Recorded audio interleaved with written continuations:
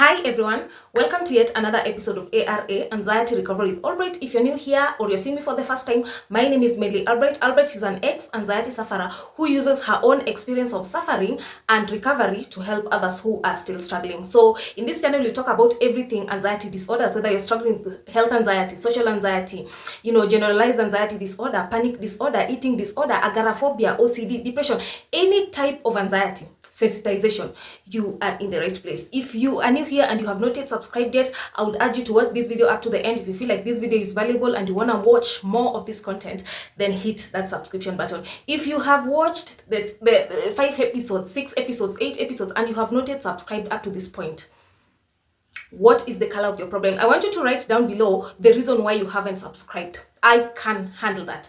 Otherwise, let's get into the video. In this particular video, I want to talk about driving anxiety. If you're here and you struggle with driving anxiety, I want you to comment using this emoji of raising your hand. Can you kindly comment down in the comment section if you struggle with driving anxiety? This is also one of the most requested videos, but since, when I was struggling with anxiety, I was in uni, so I was not so much frequent to driving, but I'm gonna talk about my experience because when we were growing up, I used to see my dad drive, so I knew how to drive at a younger age, and I used to love driving. Even when I was in high school, I think it was just the fact that I was, just boasting with a car, you mean this girl can drive, so I used to love driving. Driving was one of those things that I used to love. But when I was in uni, I was in relationships with men. What those even relationships? They were situationships. I was in situationships with men who used to drive. But I remember there was this particular guy who always asked me to drive. But right now when I think of it, I think probably he was also struggling with anxiety, because with anxiety you don't want others to know that you're struggling with anxiety. The same disorder is telling you not to open up to people that you're struggling with anxiety. Right now I get people who I studied with in high school, in campus, reaching out to me that, this thing that you talk about, I'm struggling with it, and I used to even struggle with it back then. Then I'm like, huh? You mean you used to struggle with this thing? I used to struggle with this thing when I was in campus. So it's like, I feel like, you can see someone, even a waitress, even a driver, even someone out there, you think that they are, they are not struggling with this thing, but they are really struggling. When people I used to know back then reach out to me, I'm just like, so I want to talk about driving anxiety. So if driving anxiety is something that you struggle with, kindly watch this video up to the end. So growing up, I used to love driving because I was born seeing my dad drive. So I literally learned how to drive way earlier. So I used to love driving in high school, just driving around with my dad's car. It was interesting.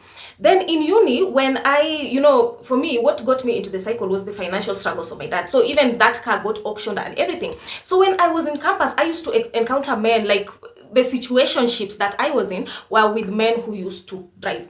So in one of these situationships, I remember this guy who used to always ask me to drive. To him, driving was work. But to me, because I used to enjoy driving. So in this particular moment when I was struggling with anxiety, I couldn't drive. Even the sight of seeing that car, or even the thought of being in a car, used to drive me nuts. Immediately me getting into that car, I used to experience intense anxiety symptoms, the dizziness, the panic attacks. I remember there was a day I had a panic attack in a car and I had to pull over because I couldn't drive. It was in a highway, Thika super highway, to those who come from Kenya.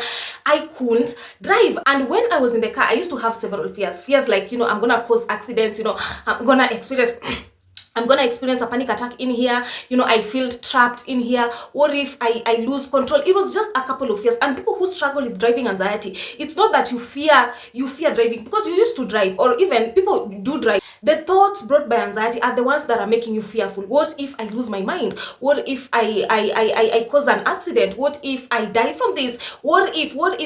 It is not the actual driving that is making you anxious. It is the what if thoughts that is making you anxious. And I always say, do the opposite of what anxiety wants you to do. If anxiety tells you can't get into that car, if anxiety tells you can't be in that plane, fear of driving and fear of flying, they are kind of like, they are just the same.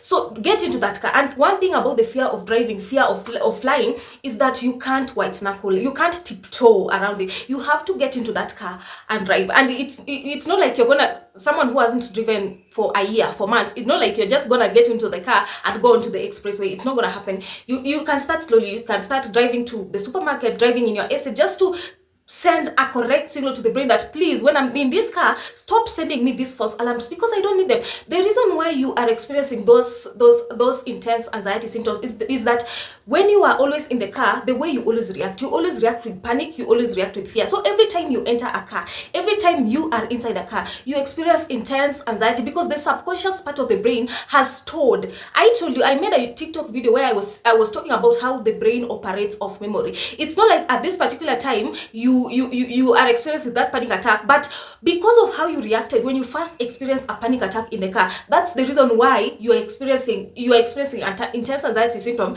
That's the reason why you may have a panic attack inside the car, because of how you reacted. Your subconscious stored that memory. So every time you are in the car, the brain treats that as a threat. Something happened here, so that means this place is dangerous. This place, there's a threat here. So it sends you alarm signals, more adrenaline in your body, more cortisol, more stress hormones, and you experience those heart palpitations, the dizziness. What if I lose control? What if I die from this? What if I cause an accident? You always feel like you always need to pull over. And sometimes when you are experiencing intense driving symptoms, sometimes it's good to pull over. When you first start driving, maybe you haven't driven for 1 year, 2 years, months, it is okay to pull over, because those symptoms can be, it is okay to pull over, but don't run away, don't go back home, don't cut short your journey. Just pull over, feel what needs to be felt. Don't fight those symptoms. If it's the heart palpitations, if it's the dizziness, if it's the feelings of unreality, if you are having a panic attack, let it come.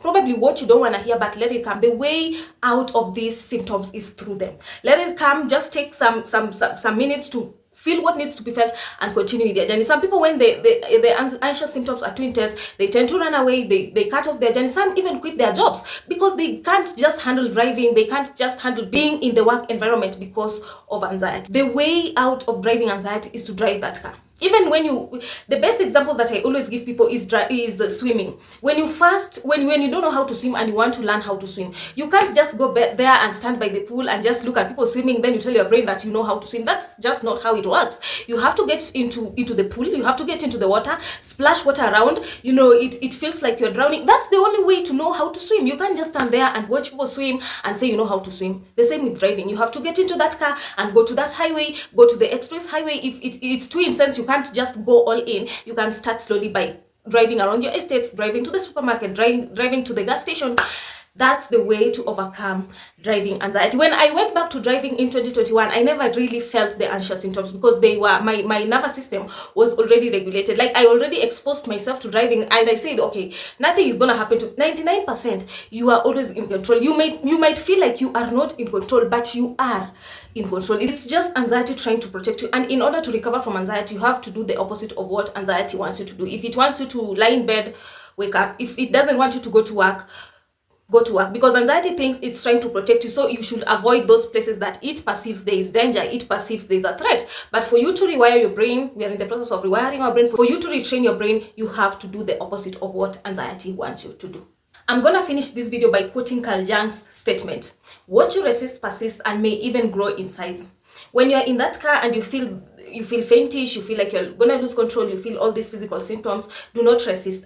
Allow them without resisting them, because your resistance is what is creating more of them. What you resist persists and may even grow in size. Get into that car and drive. The more you do the uncomfortable, the more you become comfortable. If you have watched up to this point and you have spent years with medication, you have spent years in therapy, and would like to try a different approach. I tried medication for a long time. I tried therapy for a long time. None of that was working. In fact, in therapy, I felt more worse than when I went in, because the therapist was just like, dig into your childhood traumas. Was there something that happened in your childhood? And me, my childhood was quite fine. Nothing really happened. My childhood was really, really good. So if you have spent years with, in medication, you have spent years in therapy, nothing is working. You have tried all these things, the exercises, the breathing exercises, the meditation, the yoga, nothing is really working. I found out a way to recover from anxiety. I recovered from anxiety using the natural way. I went into self-discovery after the doctors told me that you can only cope and manage with this thing. They gave me pills. None of that worked. I went into this self-discovery. I started reading books, because to me, my gut told me that was not the way. There was no way I was going to live with anxiety for the rest of my life. So I started doing my research, and I recovered from anxiety using the natural way. If that's something that you want to look into, use this WhatsApp or use this email to reach out to me. I help people overcome anxiety disorders. If you feel like it's time to let go of the anxiety anxiety subject and finally regain your life back from anxiety, use this WhatsApp or this email to reach out to me. Otherwise, let's see each other on the next video.